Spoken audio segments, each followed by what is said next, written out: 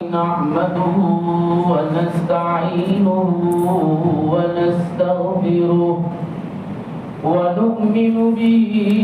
ونتوكل عليه ونعوذ بالله من شرور أنفسنا ومن سيئات أعمالنا من يهده الله فلا مضل له ومن يضلله فلا هادي له ونشهد أن لا إله إلا الله وحده لا شريك له ونشهد أن سيدنا ونبينا وسندنا ومولانا محمدا عبده ورسوله صلى الله تعالى عليه وعلى آله وأصحابه وبارك وسلم تسليما كثيرا كثيرا أما بعد فأعوذ بالله من الشيطان الرجيم بسم الله الرحمن الرحيم قل إنما حرم ربي الفواحش ما ظهر منها وما بطن والإثم والبغي بغير الحق وأن تشركوا بالله ما لم ينزل به سلطانا وأن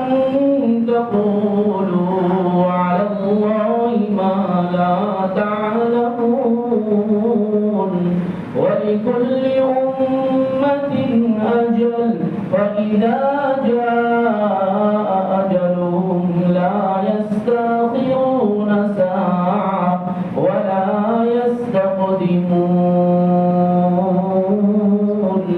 صدق الله العظيم. محترم سامعین کرام، حلال چیزوں کا ذکر فرمانے کے بعد ان آیات میں اللہ تبارک و تعالی حرام کردہ چیزوں کو بیان فرما رہے ہیں. علت کے احکام کے بعد حرمت کے احکام بیان ہو رہے ہیں. اللہ تبارک و تعالی کی طرف سے جن چیزوں کو ممنوع کیا جاتا ہے اس کو حرام کہا جاتا ہے. ممانعت اور حرام میں فرق یہ ہے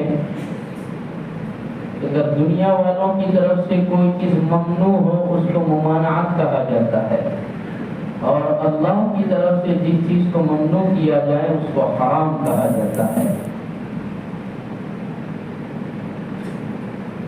مفسرین فرماتے ہیں کہ اطباء ڈاکٹر حضرات اگر کسی کو کسی غذا کے کھانے سے روک دیں تو وہ غذا اس کے لیے حرام نہیں ہوتی، اس کے لیے ممنوع ہوتی ہے. یہ تمہاری طبیعت کے لیے مضر ہے، نقصان دہ ہے، اس لیے اس کو ممنوع کہا جائے گا. استاد شاگرد کو کسی چیز سے روک دے اس کو ممانعت کہا جائے گا.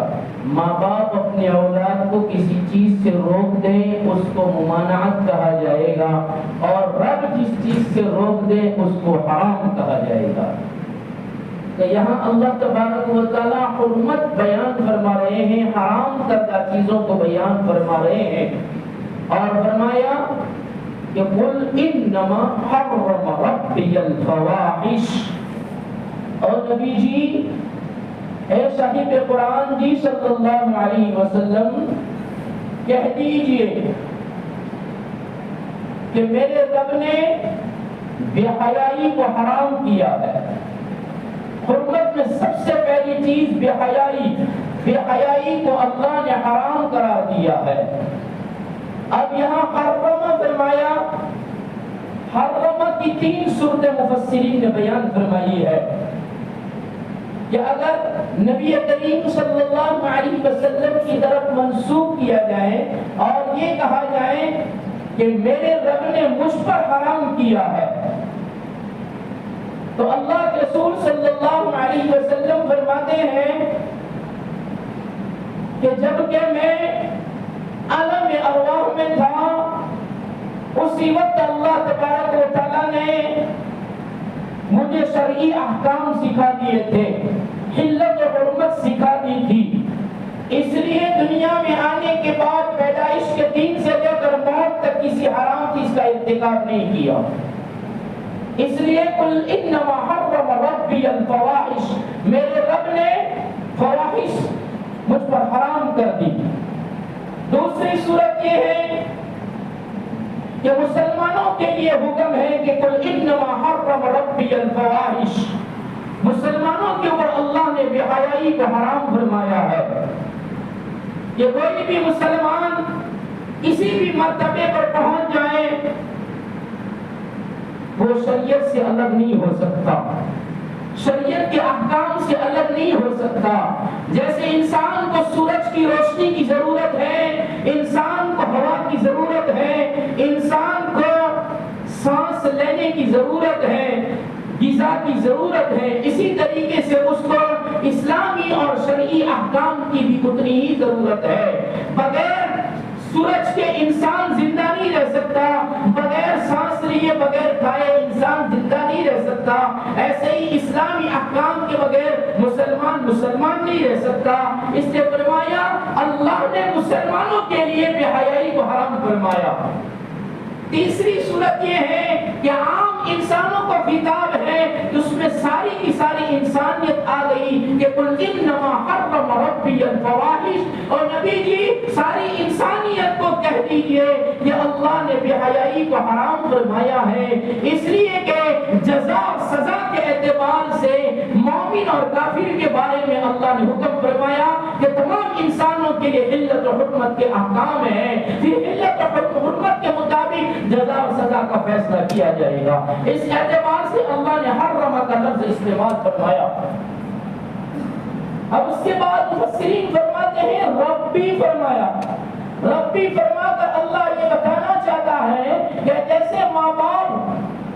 ظاہری مربی ہے، مجازی رب کہلاتے ہیں، اس لیے ماں باپ اپنی اولاد کے لیے نقصان دینے والی چیزوں سے بچانے کی اور فائدہ مند چیزوں کو استعمال کرنے کی ترغیب دیتے ہیں اور نفع والی چیزوں کو استعمال کراتے ہیں۔ کیوں؟ اس لیے کہ وہ اپنی اولاد کے لیے مربی ہیں۔ اسی طریقے سے اللہ تبارک و تعالیٰ اپنے بندوں کا رب ہے، اور رب ہونے کے ناطے اللہ چاہتا ہے کہ اپنے بندوں کو حلال اور حرام چیزیں بتائی جائیں، حرام چیزوں سے روکا جائے، حلال چیزوں کو استعمال کیا جائے، اختیار کیا جائے۔ اس لیے اللہ تبارک و تعالیٰ کا حکم ہے کہ ربی۔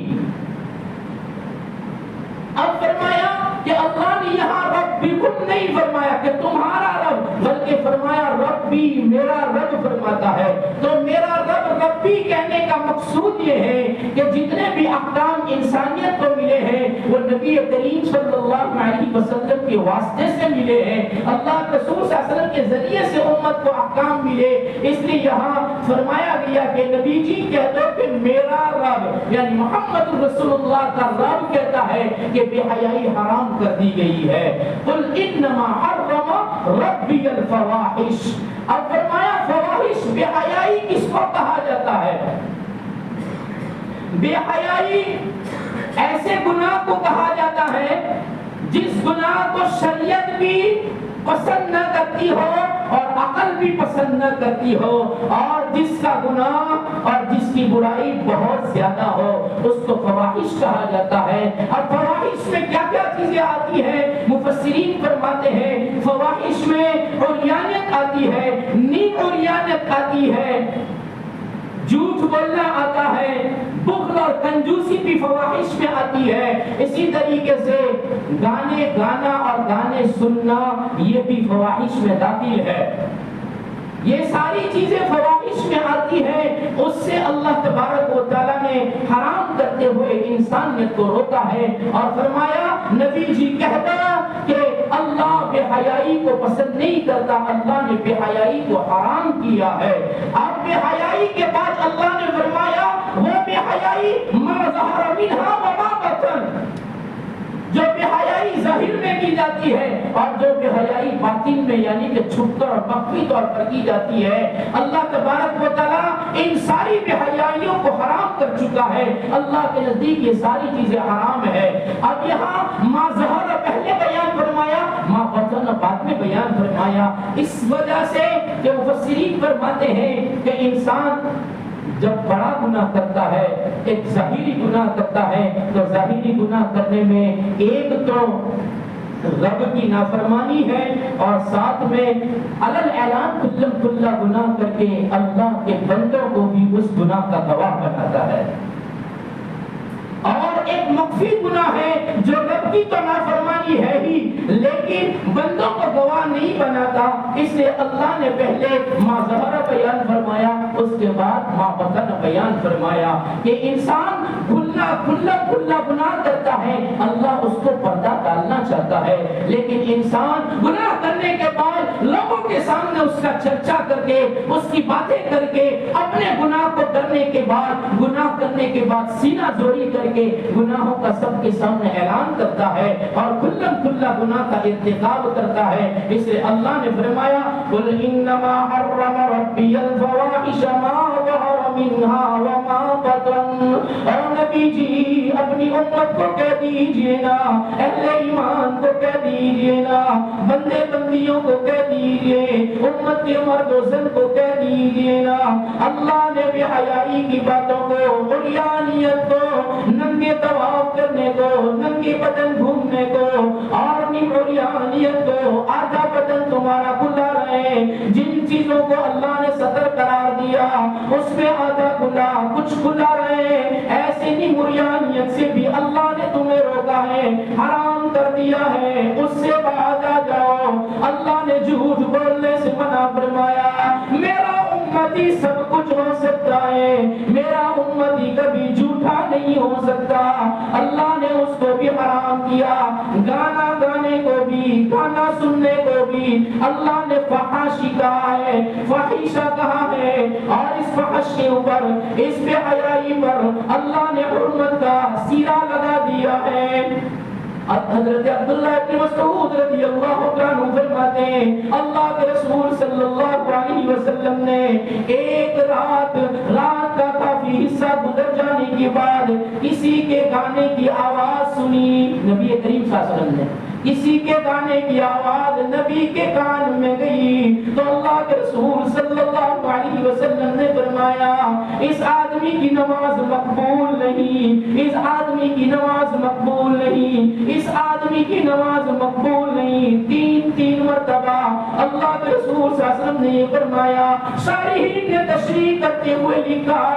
آدمی گانا گاتا ہے، گانا سنتا ہے، پھر نماز پڑھتا ہے تو نماز کا فریضہ تو ادا ہو جاتا ہے لیکن اس کی نماز قبول نہیں ہوتی۔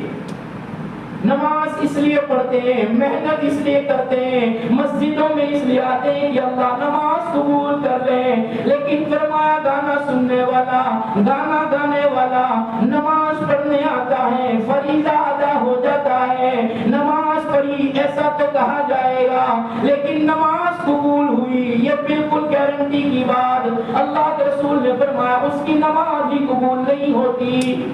میرا معاشرہ ہم سب اس میں داخل ہو گئے، موبائلوں نے ایسا مشغول کر دیا، ایسا مشغول کر دیا کہ مسجد میں تراویح پڑھنے آیا ہے،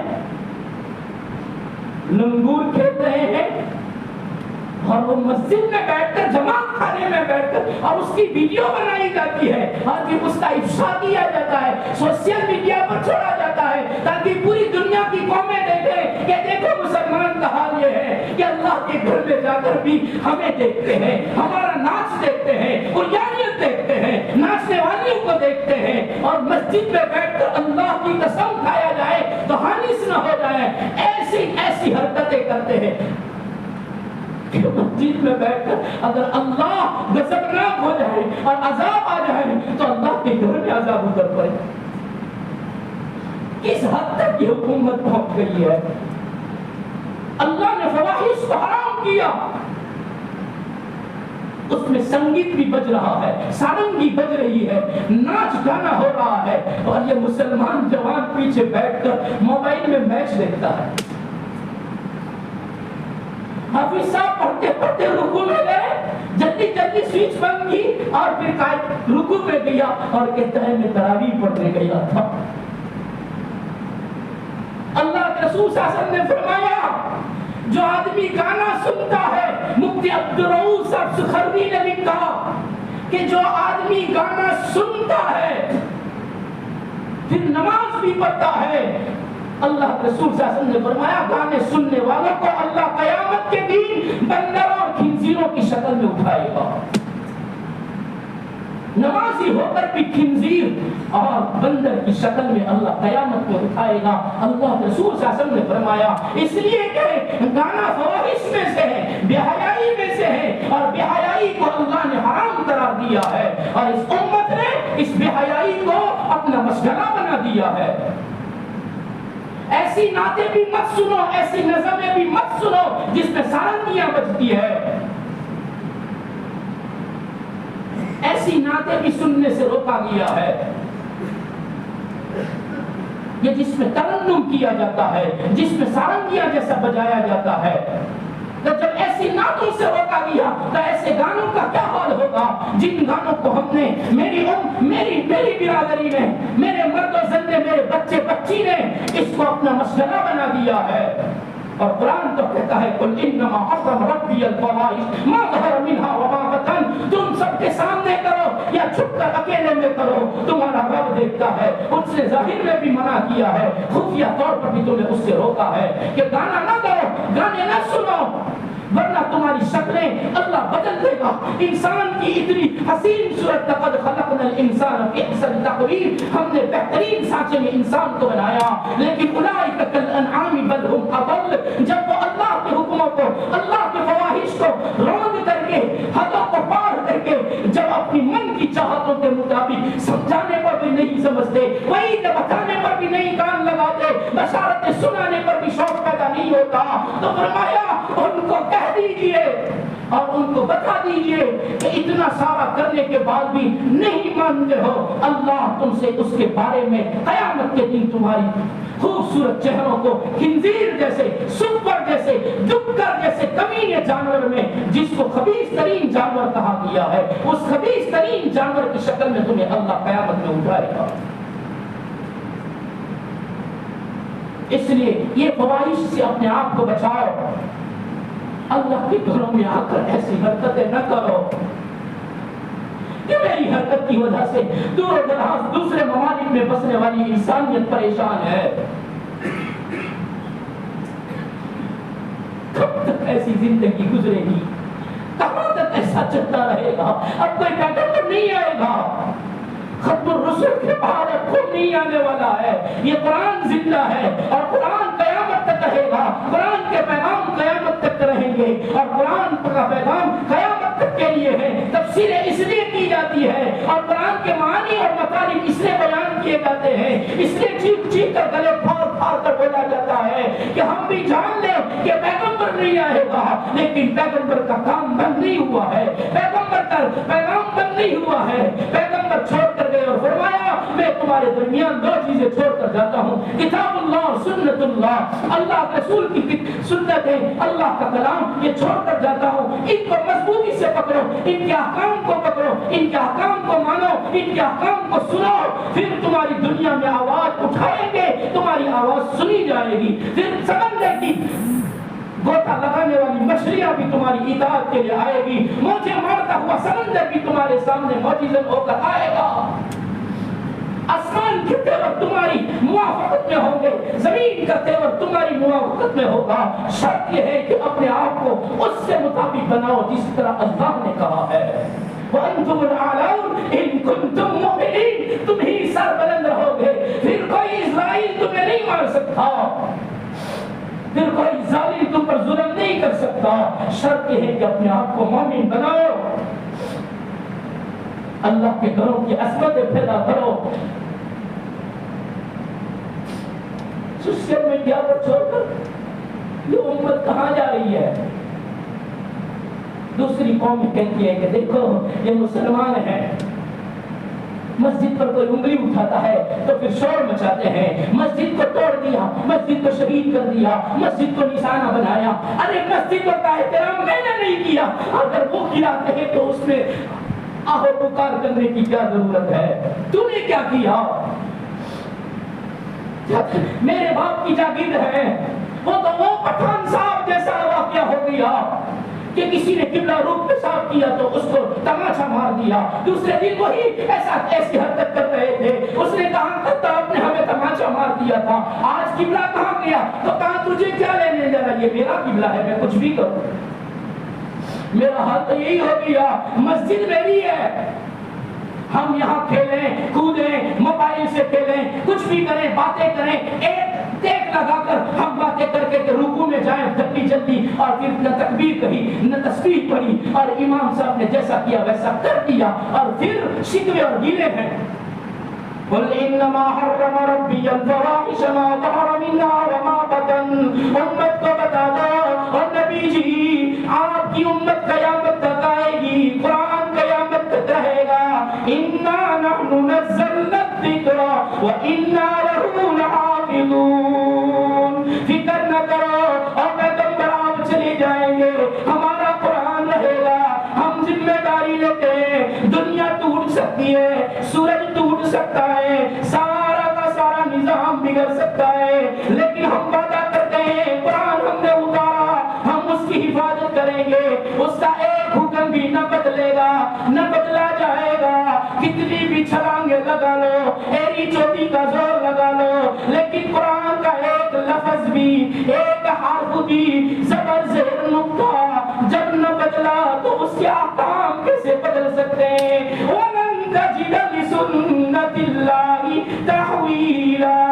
وَلَن تَجِدَ لِسُنَّةِ اللَّهِ تَبْدِيلًا، نہیں ہو سکتا،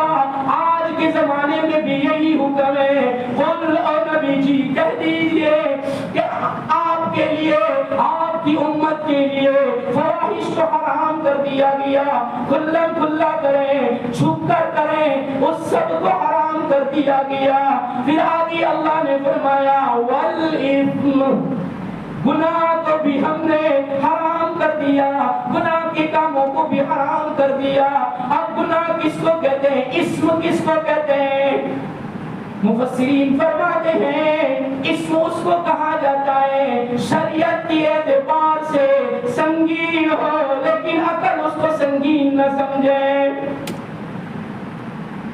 شریعت اس کو برا مانے لیکن عقل اس کو برا نہ مانے۔ کون سی وہ چیزیں ہیں؟ یہ اسم کس کو کہا جاتا ہے؟ صغیرہ گناہوں کو بھی اسم کہا جاتا ہے، کبیرہ کو بھی اسم کہا جاتا ہے،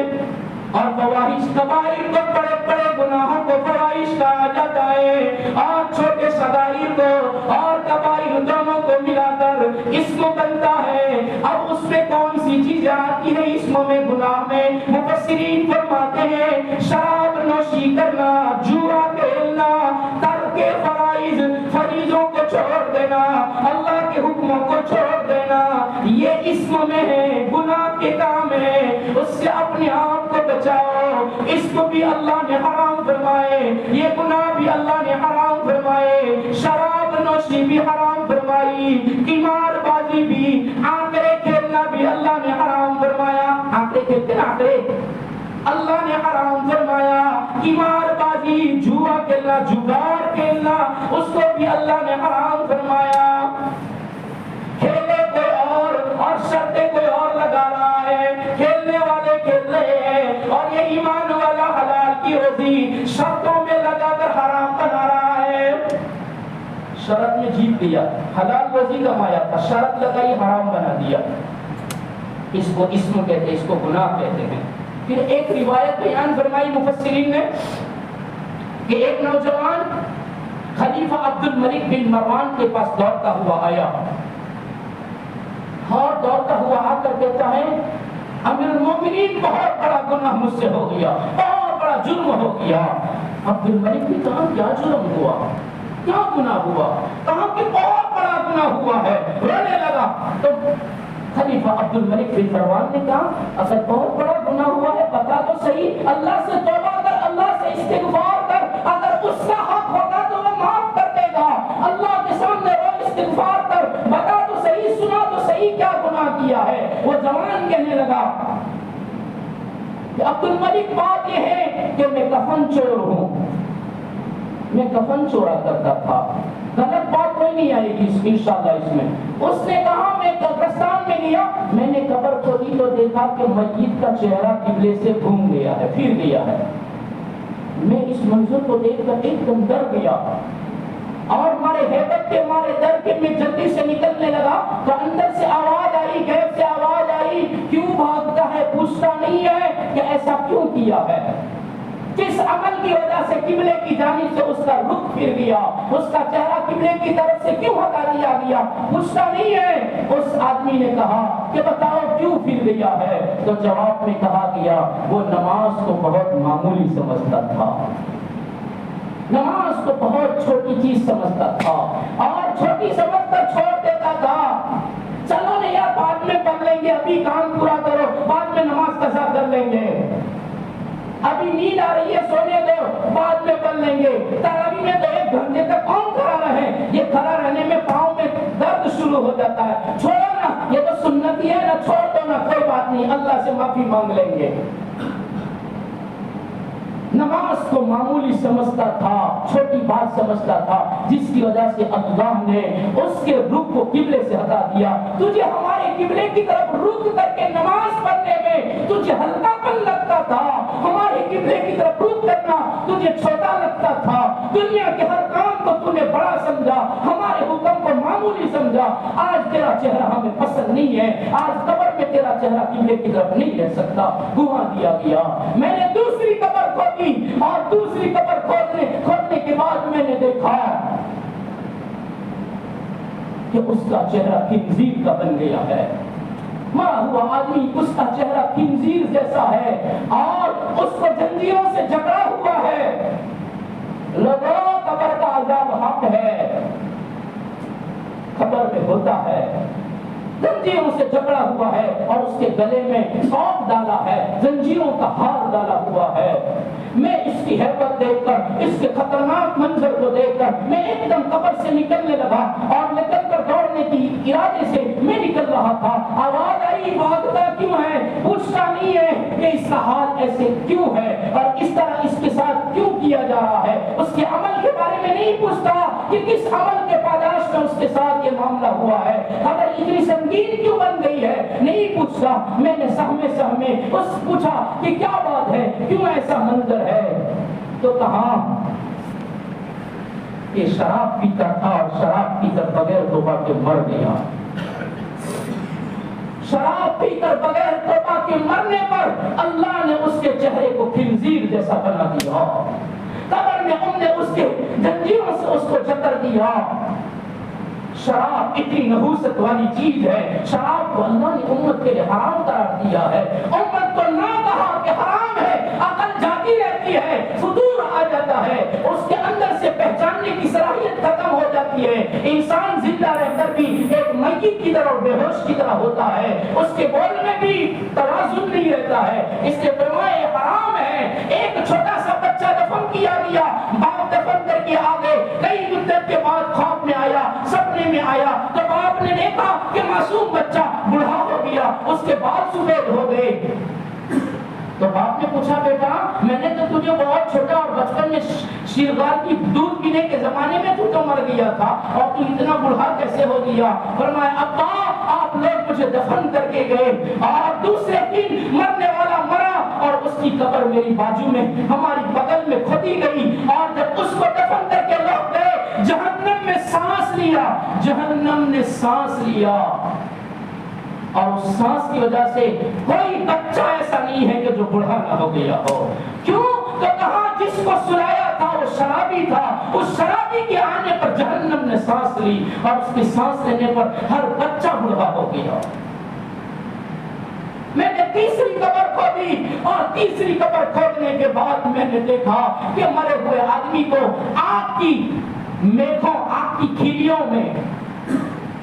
बांध कर जमीन के साथ बांध दिया गया है और उसकी कीलियां आग की है और उसको जमीन के साथ बांध दिया गया है। इस मंजर को देखकर फिर मैं भागने लगा और मैं निकलने लगा। आवाज आई, निकलता क्यों है? पूछता क्यों नहीं कि इसका हाल ऐसा क्यों है, किस अमल की वजह से उसको ये अजाब हो रहा है। पूछा कि क्यों हो रहा है, तो जवाब मिला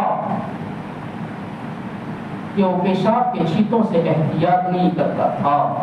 और इधर की बातें उधर और उधर की बातें इधर किया करता था, चुगलखोरी किया करता था। इस सजा की वजह से, इस अमल की वजह से, इन दो अमलों की वजह से, पेशाब से एहतियात न करने की वजह से,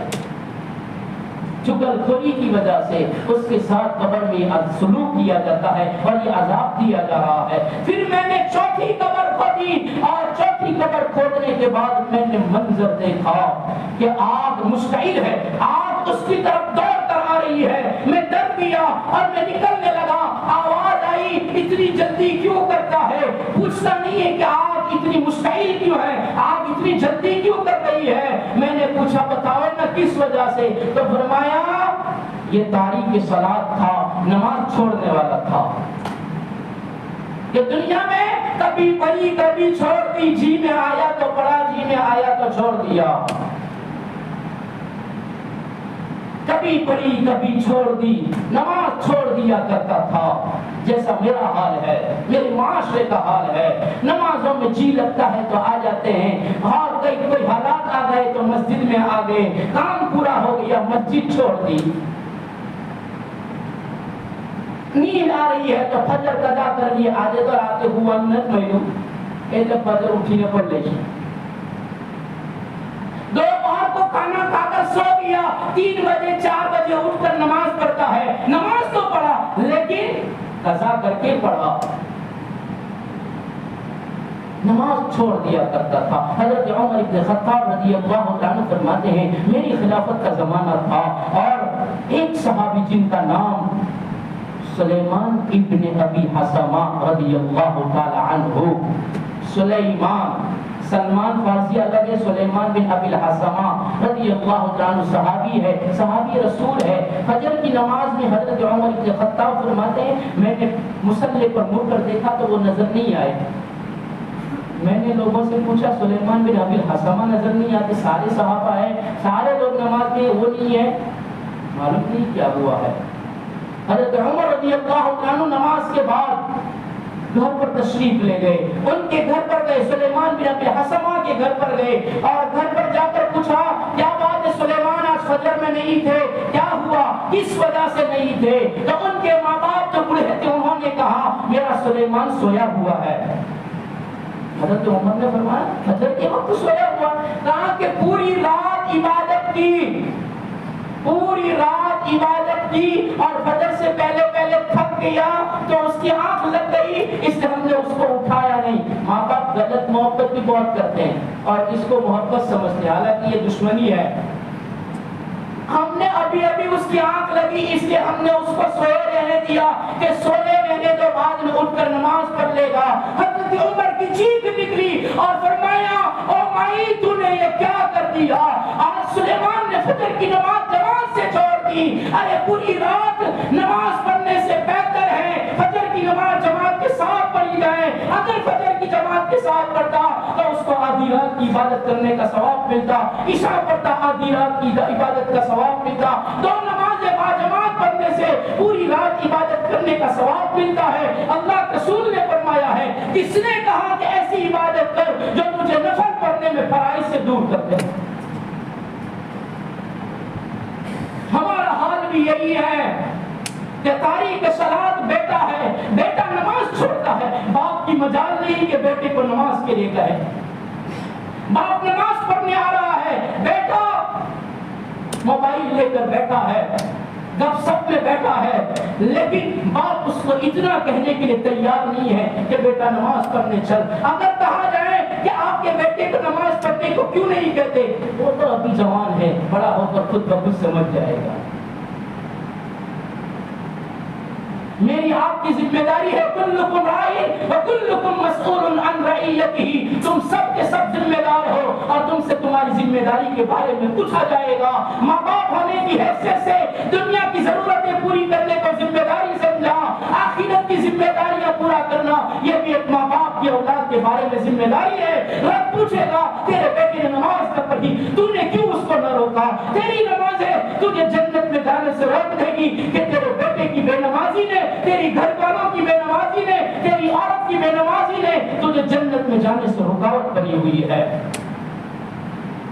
اس لیے فرمایا کہ میں نے چوتھی قبر کو دی تو اس میں عذاب ہوتا ہوا دیکھا، تو فرمایا گیا یہ تاریخ صلاۃ تھا، نماز چھوڑ دیا کرتا تھا۔ پھر میں نے پانچویں قبر کھولی تو پانچویں قبر میں دیکھا بہت بڑا میدان ہے اور میدان میں نور ہی نور ہے اور ایک آدمی سویا ہوا ہے، تختے پر سویا ہوا ہے اور اس تختے کے اوپر اس کے اوپر بھی نور اتر رہا ہے اور بہت ہی عمدہ پوشاک پہنی ہے، بہت ہی عمدہ کپڑے پہنے ہوئے ہیں۔ بس میں نے اس منظر کو دیکھا اور یہ اتنا خوبصورت منظر دیکھ کر بھی میرے اندر حیرت طاری ہو گئی، یہ کیا منظر ہے؟ چار قبریں ایسی بھیانک دیکھی، پانچویں قبر ایسی خوبصورت دیکھی، حیرت کے مارے میں نکل رہا تھا تو آواز آئی نہیں پوچھتا کہ اس کی اتنی عزت کیوں کی جا رہی ہے، قبر اتنی عزت والی اس کی کیوں بن گئی ہے، کون سا عمل تھا جس کی وجہ سے اس کی قبر اتنی عزیز بن گئی ہے؟ میں نے پوچھا جب چار کا بتایا تو پانچویں کا بھی بتا دو، اتنا اکرام کیوں ہے؟ تو جواب آیا یہ نوجوان مرنے والا جوان ہے اور یہ جوان اللہ کی اطاعت میں، اللہ کی عبادت میں نشو و نما پایا تھا جس کی وجہ سے اس کی عزت کی جاتی ہے۔ اللہ کے احکام کو حلت کو حلت سمجھا، حرمت کو حرمت سمجھا، پھر اس میں ہیلے سازیاں نہیں کی، ہیلے بازیاں نہیں کی اور حلال کو حرام کرنے کی اور حرام کو حلال کرنے کی اسکیمیں نہیں بنائی۔ یہ وہ نوجوان ہے کہ اس کی اطاعت اللہ کے لیے، اس کی عبادت اللہ کے لیے اور اسی نشو و نما میں اس کا انتقال ہوا، اس لیے اس کا اتنا اکرام ہے۔ خلیفہ عبد الملک کہنے لگا اور لوگوں اس عمل میں جو اللہ نے اس کو رات کے اندھیری میں اپنی سگی آنکھوں سے، جاگتی اور دیکھتی آنکھوں سے دنیا میں یہ منظر دکھائے، یہ نافرمانوں کے لیے، گناہ کرنے والوں کے لیے، اسم کرنے والوں کے لیے، سگائی اور کبائر کرنے والوں کے لیے عبرت ہے اور اعمال حسنہ کرنے والوں کے لیے بشارت ہے کہ اللہ تبارک و تعالیٰ کبھی کبھی قدرت دکھاتا ہے۔ سنت اللہ یہ ہے کہ نہیں دکھاتا، لیکن قدرت اللہ یہ ہے کہ کبھی کبھی عبرت کے لیے، انسان کو متنبہ کرنے کے لیے قبر کے اندر کی حالات بھی بتا دیا کرتا ہے، منتشر کر دیا کرتا ہے تاکہ اس کو احساس پیدا ہو اور وہ اپنی آخرت کی فکر کرنے میں لگ جائے۔ اسی کو اسم اللہ نے اس آیت میں فرمایا قُلْ إِنَّمَا حَرَّمَ رَبِّيَ الْفَوَاحِشَ مَا ظَهَرَ مِنْهَا وَمَا بَطَنَ وَالْإِثْمَ، یہاں تک کہ حقوق اللہ کی باتیں تھی، یہ ساری چیزیں حقوق اللہ میں، جوا کھیلنے والا توبہ کر لے اللہ معاف کر دے گا، شراب پینے والا، دارو پینے والا سچی توبہ کر لے اللہ معاف کر دے گا، گانا بجانے سننے والا، مسجدوں میں بیٹھ کر موبائل دیکھنے والا اگر توبہ کر لے اور سچے دل سے استغفار کر لے، حقوق اللہ کے قبیل سے اللہ معاف کر دے گا۔ لیکن آگے اللہ نے بیان فرمایا وَالْبَغْيَ بِغَيْرِ الْحَقِّ، اللہ ان چیزوں سے بھی روکتا ہے اور حرام کر دی جو دوسروں کی حق تلفی کرتے ہیں۔ وَالْبَغْيَ بِغَيْرِ الْحَقِّ، دوسروں پر ناحق ظلم کرنے سے بھی اللہ نے روک دیا۔ مفسرین فرماتے ہیں یہ حقوق العباد کے قبیل سے اللہ بیان فرماتا ہے، حقوق العباد کے قبیل سے ہم نے کیا حرام فرمایا؟ تو اللہ فرماتا ہے ہم نے یہ حرام فرمایا، تین تفسیریں اس کی فرمائی گئی۔ ایک تفسیر یہ فرمائی گئی کہ اللہ نے یہ حرام کر دیا کہ مسلمان کسی مسلمان کو جانی اعتبار سے، مالی اعتبار سے اور آبرو کے اعتبار سے کسی چیز میں بھی اس پر ظلم نہ کریں۔ مسلمان پر جانی اعتبار سے ظلم کرنا بھی حرام، مالی اعتبار سے بھی ظلم کرنا حرام، آبرو ریزی کے اعتبار سے بھی اس کے اوپر ظلم کرنا حرام، اس لیے کہ آبرو ریزی بڑی خطرناک چیز ہے، اس کی وجہ سے انسان کی عزتیں مٹیوں میں مل جایا کرتی ہے، اس لیے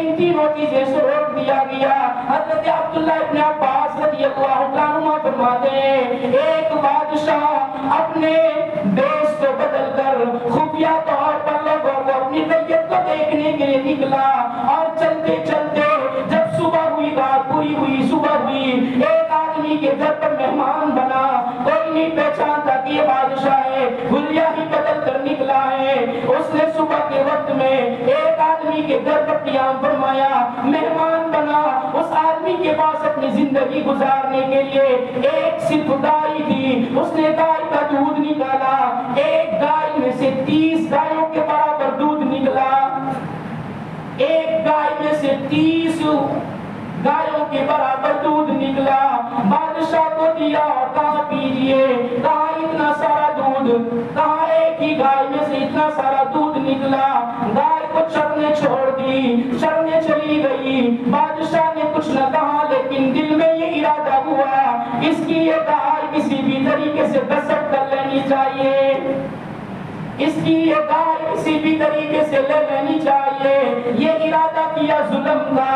اور اس کی اس ایمان والے کی عزت سے کھیلنا چاہا کہ اس کے پاس اس کو کنگال بن جائے، اور اس کی یہ گائے بڑی فائدہ مند ہے، لے لی جائے۔ جب شام کو واپس آئی، پھر اس نے دھونا شروع کیا تو گائے میں سے آدھا دودھ بھی نہ نکلا، وہ دودھ لے کر آیا، کہا بادشاہ اس آدمی کو، اور مہمان بنے ہوئے، آپ کیجئے، کہا آج ابھی اتنا کیوں دودھ کم ہو گیا؟ وہ آدمی کہنے لگا، لگتا ہے آنے والے مہمان کے دل کی نیت بدل گئی ہے، آنے والے مہمان کی دل میں فتور پیدا ہوا ہے، وہ آنے والا ایک دم ششتر رہ گیا، اور کہنے لگا بھائی معاف کر دینا، میں کوئی عامی آدمی نہیں، میں اس دیش کا، اس ملک کا بادشاہ ہوں، اور میں آیا تھا دیکھنے، صبح ہو گئی، تیرے گھر مہمان بن گیا، پورا دن تیرے گھر رہا، اور میں نے سوچا تھا تیری یہ گائے کسی بھی طریقے سے میں غصب کر لوں، ٹیکس میں بھی تجھے وصول کر لوں یہ گائے، یہ میری نیت بگڑی تھی، اس لیے دودھ کم ہو گیا۔ بادشاہ نے توبہ کی اور معافی مانگی، اور کہا تیرے ساتھ ظلم نہ کروں گا، رب نے روکا ہے کہ کسی کے اوپر ناحق ظلم نہ کرو، معافی مانگ لی۔ جب تیسرے دن رہ گیا، تیسرے دودھ نکالا تو 30 گایوں کے بقدر پھر دودھ نکالا۔ ظلم کرنے سے نعمتوں میں بھی اللہ تبارک و تعالیٰ اثر ختم کر دیا کرتا ہے، اس لیے فرمایا کسی مسلمان پر جانی بھی ظلم نہ کرو، مالی بھی ظلم نہ کرو، آبرو کی کے اوپر بھی کسی کے ہاتھ نہ ڈالو، اور اس کی آبرو ریزی نہ کرو، یہ شریعت سکھاتی ہے۔ دوسری تیسری تفسیر انشاءاللہ زندگی باقی ہے تو آئندہ کل سنیں گے، دوسری تفسیر میں کس کے ساتھ ظلم نہ کرنا، اور تیسری تفسیر میں عجیب واقعات بیان فرمائے نبی کریم صلی اللہ علیہ وسلم کی، اللہ رسول صلی اللہ علیہ وسلم کی داستان بیان فرمائی ہے، انشاءاللہ زندگی باقی ہے تو آئندہ سنیں گے، تو یہ ساری صفات ہماری زندگیوں میں آ جائے، ہم اللہ کے حرام کردہ چیزوں سے بچنے والے بن جائیں، حقوق اللہ کے قبیل سے ہو، حقوق العباد کے قبیل سے ہو، ہم ان کے حقوق ادا کر کے اللہ کو پہچاننے والے بن جائیں، اللہ تک پہنچ جائیں، اللہ کی معرفت مل جائے، اس کے لیے ہمیں بار بار جھنجھوڑا جاتا ہے، اور ہر اتوار کو ہمیں متنبہ کیا جاتا ہے کہ بولو اللہ کے راستے میں کون سی نکلنے کے رب العالمین والعاقبۃ للمتقین والصلاة والسلام علی سید الانبیاء والمرسلین صلی اللہ تعالی علیہ وعلی آلہ واصحابہ وازواجہ وذریاتہ واہل بیتہ اجمعین، یا ارحم الراحمین ارحمنا ویا اکرم الاکرمین اکرمنا، یا ذا الجلال والاکرام، یا ذا الجلال والاکرام، یا ذا الجلال والاکرام۔ اللهم ربنا فاغفر لنا ذنوبنا،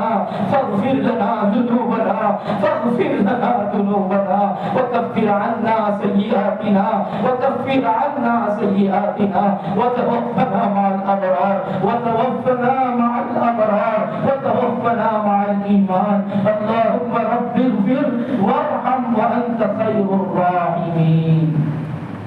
یا ذا الجلال والإکرام، یا ذا الجلال والإکرام، یا ذا الجلال والإکرام۔ آپ کی در رحمت پر آئے ہیں یا اللہ، پیارے آقا صلی اللہ علیہ وسلم نے فرمایا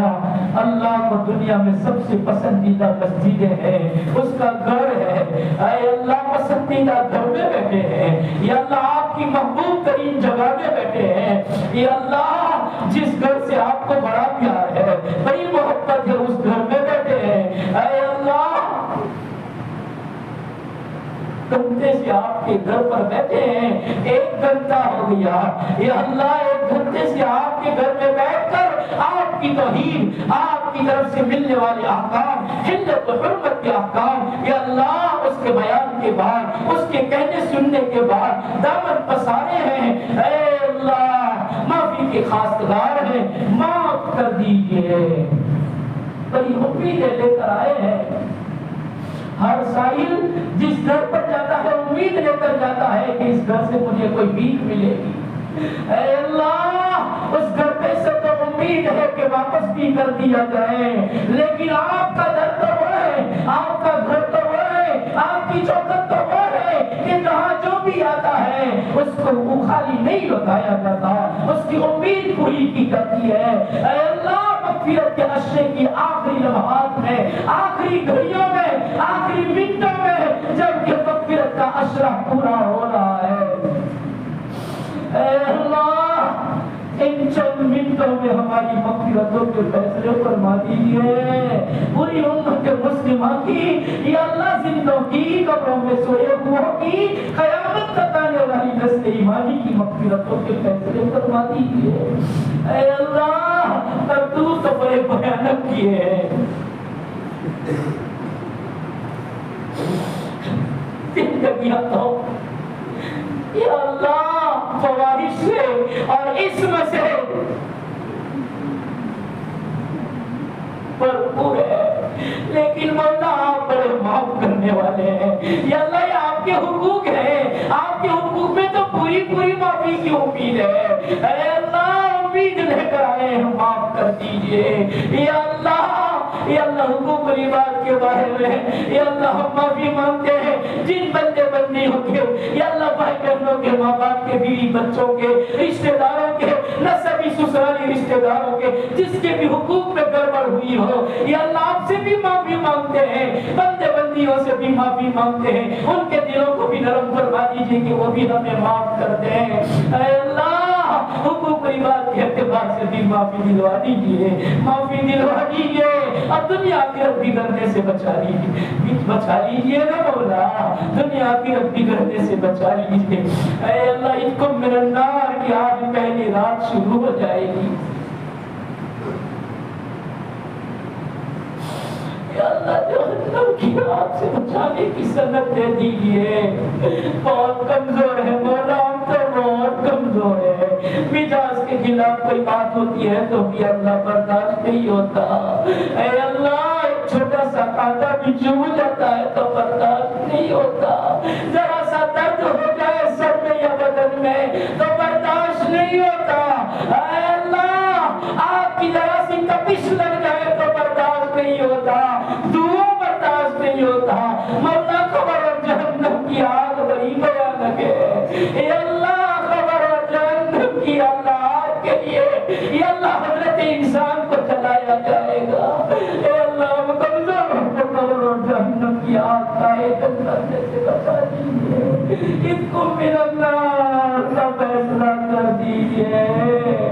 یا اللہ آنسوؤں کی برسات میں کہ جو آنسو جہنم کی آگ کا بجھا دیا کرتے ہیں، یا اللہ ان آنسوؤں کے ذریعے سے جہنم کی آگ کو بجھا دیجیے اور ہمیں جہنم سے بچانے کے فیصلے کر دیجیے، پورا مجمع کا 20 دنوں تک بیٹھنا قبول فرمائیے، یا اللہ بڑی پابندی سے بیٹھ کر سنتے ہیں، یا اللہ میرا کہنا ان لوگوں کا سننا قبول فرما کر نجات کا ذریعہ بنا دیجیے، قرآن کی الفت میں بیٹھے ہیں، قرآن کی محبت میں کہتے سنتے ہیں، اے اللہ اخلاص للہیت دے دیجیے اور مولا ہمارے اس عمل کو قبول فرما لیجیے، باقی دنوں میں بھی اے بہترین طریقے سے کہنے کی سننے کی توفیق عطا فرمائیے، مدد شامل حال فرمائیے، آپ بلواتے ہیں مولا، آپ بلواتے ہیں، آپ نے دیا، آپ کا احسان ہے، اے اللہ موت تک علم کو باقی رکھیے مولا، موت تک سینے میں علم کو، قرآن کو قرآن ساری علوم کو